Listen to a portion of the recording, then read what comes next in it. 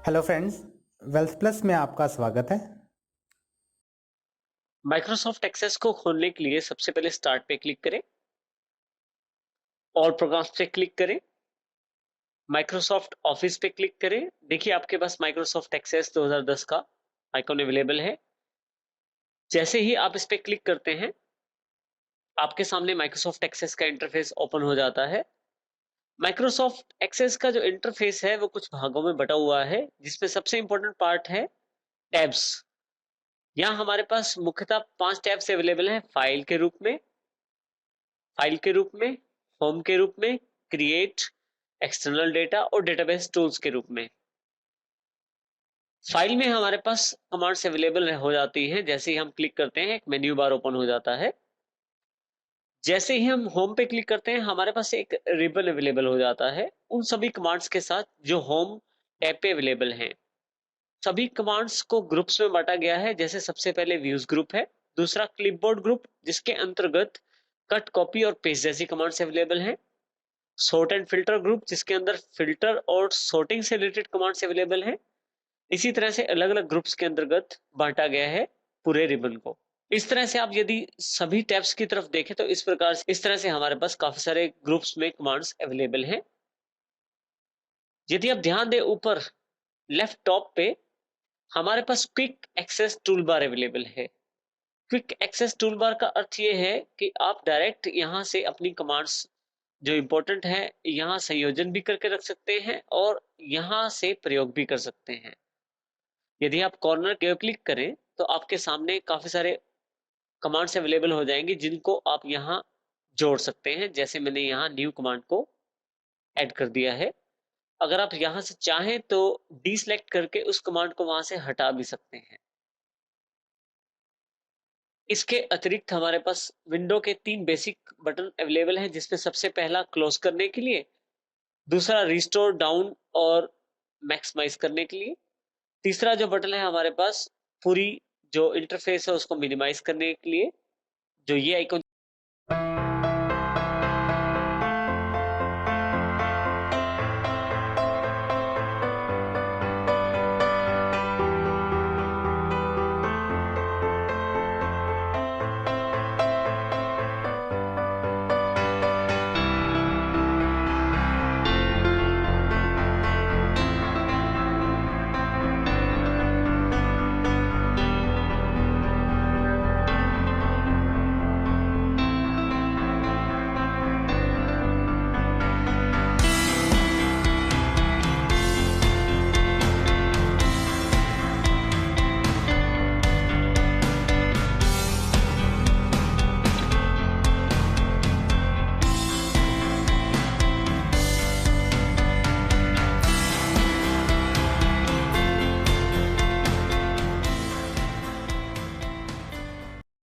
Start बार पे available है। अगर इस पे दोबारा क्लिक करें तो हमारे पास फिर से इंटरफेस ओपन हो जाता है।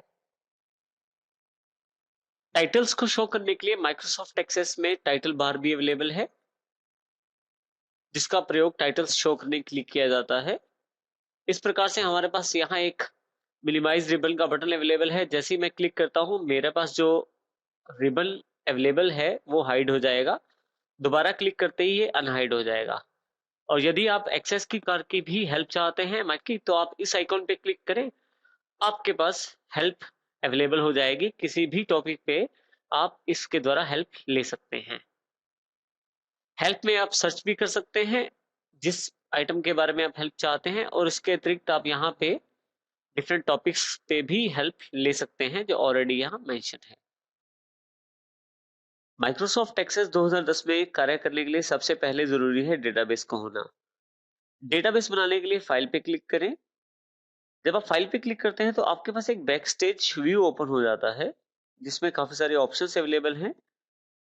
इसमें हम न्यू पे क्लिक करेंगे। जैसे ही न्यू पे क्लिक करेंगे हमारे पास टेम्पलेट्स अवेलेबल हो जाते हैं। वो टेम्पलेट्स आप अपने कंप्यूटर से प्रयोग कर सकते हैं अगर आपके पास अवेलेबल है, और यदि आप चाहें तो office.com से भी डाउनलोड कर सकते हैं अपनी आवश्यकता अनुसार टेम्पलेट्स। इसके अतिरिक्त आप डेटाबेस खुद भी बना सकते हैं। इसके अतिरिक्त आप डेटाबेस का नाम खुद रख सकते हैं और एक ब्लैंक डेटाबेस क्रिएट कर सकते हैं। जैसे मैं यहाँ डेटाबेस बनाना चाहता हूँ अपना, सिटी कॉलेज के नाम से मैं डेटाबेस बनाना चाहता हूँ। जैसे ही मैं क्रिएट करता हूँ, मेरे पास डेटाबेस अवेलेबल हो जाता है। यदि आप यहाँ टाइटल बार पे ध्यान दें तो सिटी कॉलेज लिखा आ रहा है, जो कि ये बताता है कि मेरा डेटाबेस बन गया है।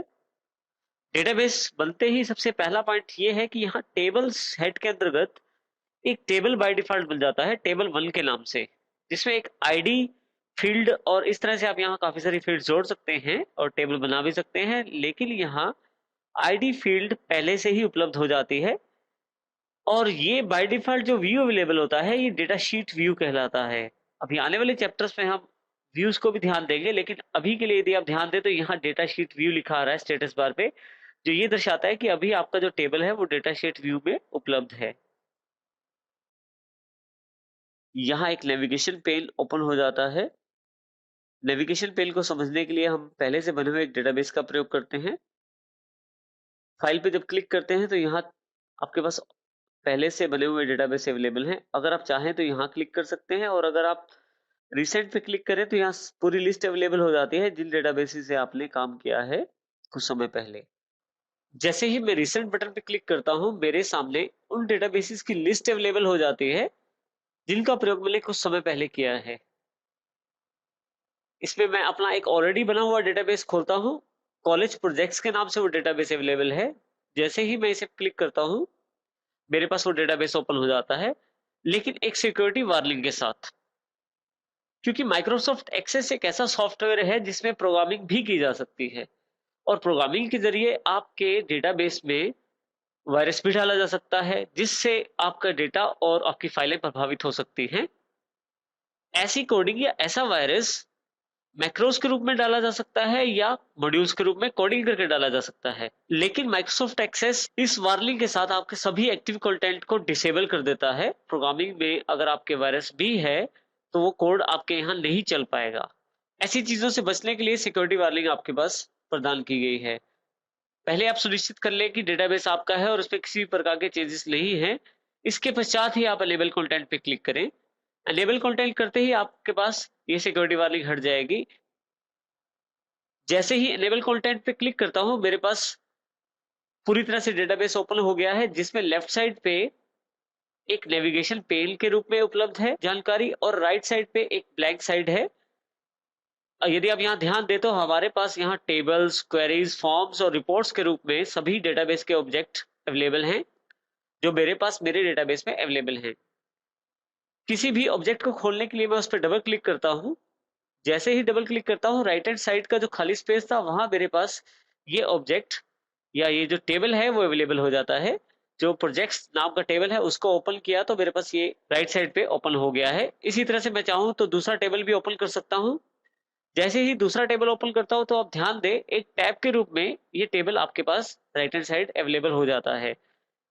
तो इस तरह से अगर आप कोई भी ऑब्जेक्ट ओपन करते हैं तो आपके पास वो सभी ऑब्जेक्ट्स यहाँ टैब्स के रूप में अवेलेबल होते जाते हैं।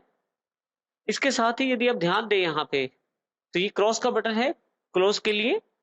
जैसे ही आप इस क्लोज बटन पे क्लिक करते हैं तो आप अपने ऑब्जेक्ट को बंद भी कर सकते हैं। जैसे मैंने स्टूडेंट टेबल को क्लोज कर दिया है। जैसे ही आप किसी दो कॉलम्स के बीच में अपने माउस को लेके जाते हैं तो एक डबल एरो साइन और प्लस जैसा सिंबल आपके पास अवेलेबल हो जाता है। लेफ्ट क्लिक दबा के आप रखें तो इसको आप लेफ्ट राइट साइड पे, लेफ्ट या राइट किसी भी तरफ ड्रैग कर सकते हैं और आप अपने कॉलम की विड्थ को बढ़ा और घटा सकते हैं। इसी तरह से अगर आप चाहे तो रो को भी बढ़ा सकते हैं, जिससे कि आपकी रो की हाइट भी कम या ज्यादा हो जाती है।